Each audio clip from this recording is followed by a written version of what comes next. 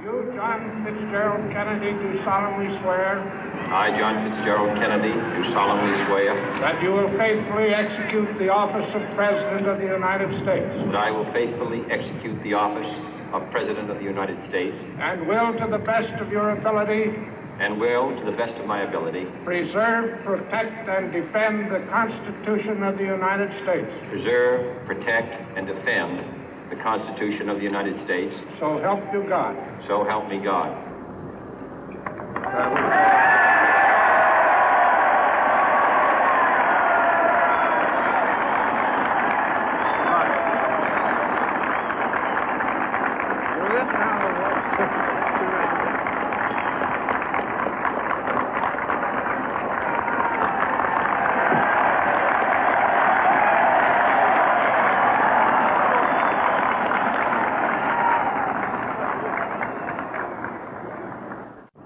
Vice President Johnson, Mr. Speaker, Mr. Chief Justice, President Eisenhower, Vice President Nixon, President Truman, Reverend clergy, fellow citizens.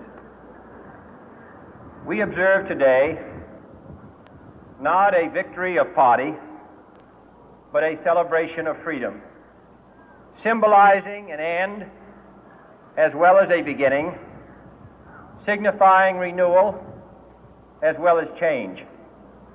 For I have sworn before you and Almighty God the same solemn oath our forebears prescribed nearly a century and 3/4 ago.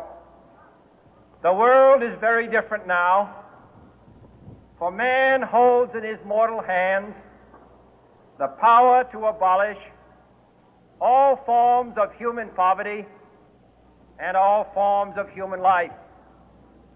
And yet the same revolutionary beliefs for which our forebears fought are still at issue around the globe.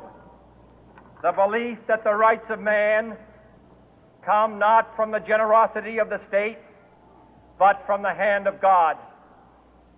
We dare not forget today that we are the heirs of that first revolution. Let the word go forth from this time and place to friend and foe alike that the torch has been passed to a new generation of Americans born in this century, tempered by war, disciplined by a hard and bitter peace, proud of our ancient heritage, and unwilling to witness or permit the slow undoing of those human rights to which this nation has always been committed and to which we are committed today at home and around the world.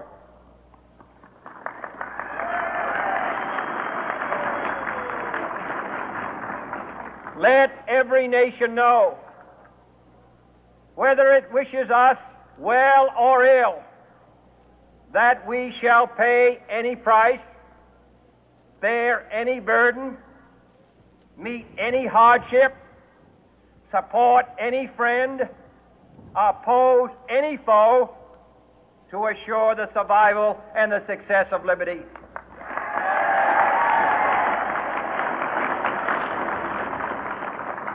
This much we pledge and more. To those old allies whose cultural and spiritual origins we share, we pledge the loyalty of faithful friends. United, there is little we cannot do in a host of cooperative ventures. Divided, there is little we can do, for we dare not meet a powerful challenge at odds and split asunder. To those new states whom we welcome to the ranks of the free, we pledge our word that one form of colonial control shall not have passed away, merely to be replaced by a far more iron tyranny. We shall not always expect to find them supporting our view, but we shall always hope to find them strongly supporting their own freedom, and to remember that in the past, those who foolishly sought power by riding the back of the tiger ended up inside.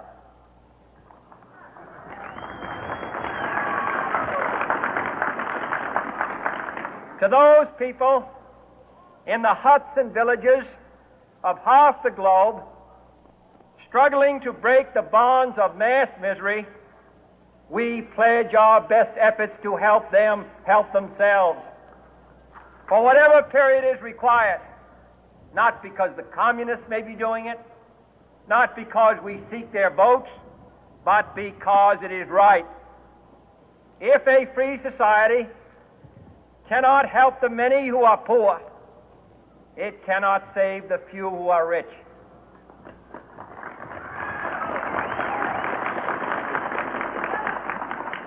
To our sister republics south of our border, we offer a special pledge to convert our good words into good deeds, in a new alliance for progress, to assist free men and free governments in casting off the chains of poverty.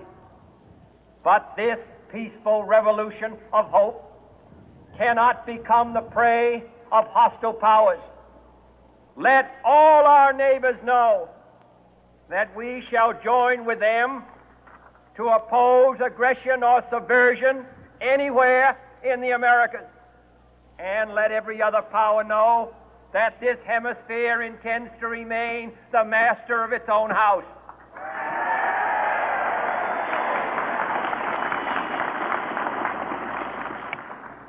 To that World Assembly of Sovereign States, the United Nations, our last best hope, in an age where the instruments of war have far outpaced the instruments of peace, we renew our pledge of support to prevent it from becoming merely a forum for invective, to strengthen its shield of the new and the weak, and to enlarge the area in which its writ may run.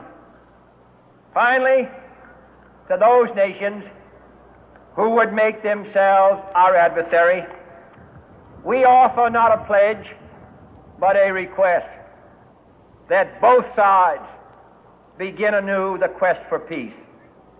Before the dark powers of destruction, unleashed by science, engulf all humanity in planned or accidental self-destruction, we dare not tempt them with weakness, for only when our arms are sufficient beyond doubt can we be certain beyond doubt that they will never be employed.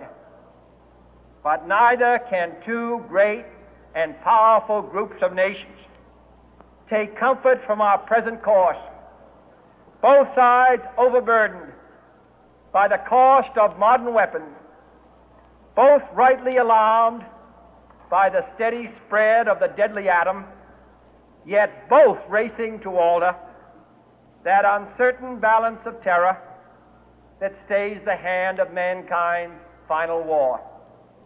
So let us begin anew, remembering on both sides that civility is not a sign of weakness, and sincerity is always subject to proof.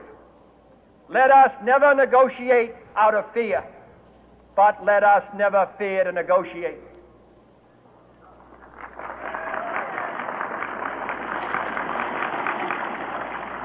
Let both sides explore what problems unite us, instead of belaboring those problems which divide us.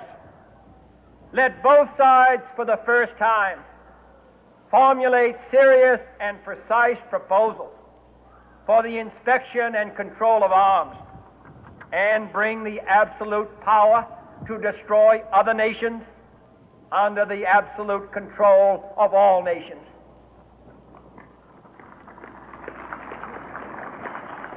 Let both sides seek to invoke the wonders of science instead of its terrors. Together, let us explore the stars, conquer the deserts, eradicate disease, tap the ocean depth, and encourage the arts and commerce. Let both sides unite to heed in all corners of the earth the command of Isaiah to undo the heavy burden and let the oppressed go free.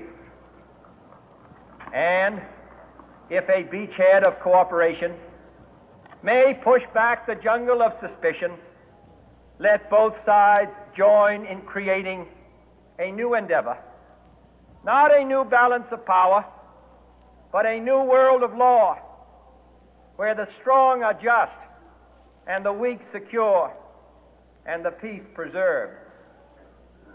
All this will not be finished in the first 100 days, nor will it be finished in the first 1,000 days, nor in the life of this administration, nor even perhaps in our lifetime on this planet. But let us begin.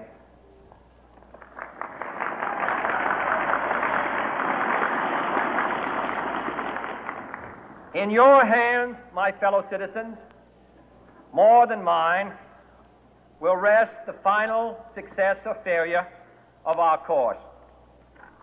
Since this country was founded, each generation of Americans has been summoned to give testimony to its national loyalty.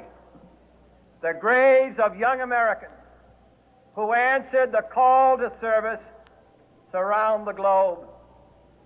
Now the trumpet summons us again, not as a call to bear arms, though arms we need, not as a call to battle, though in battle we are, but a call to bear the burden of a long twilight struggle, year in and year out, rejoicing in hope, patient in tribulation, a struggle against the common enemies of man, tyranny, poverty, disease, and war itself. Can we forge against these enemies a grand and global alliance,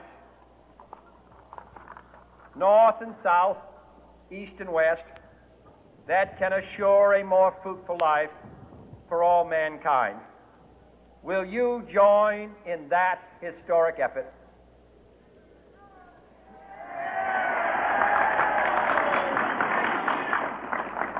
In the long history of the world, only a few generations have been granted the role of defending freedom in its hour of maximum danger.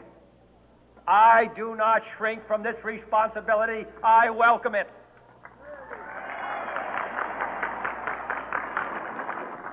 I do not believe that any of us would exchange places with any other people or any other generation. The energy, the faith, the devotion which we bring to this endeavor will light our country and all who serve it. And the glow from that fire can truly light the world.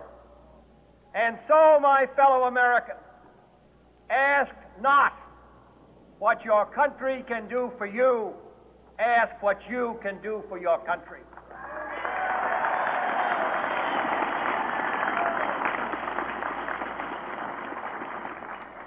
My fellow citizens of the world, ask not what America will do for you, but what together we can do for the freedom of man.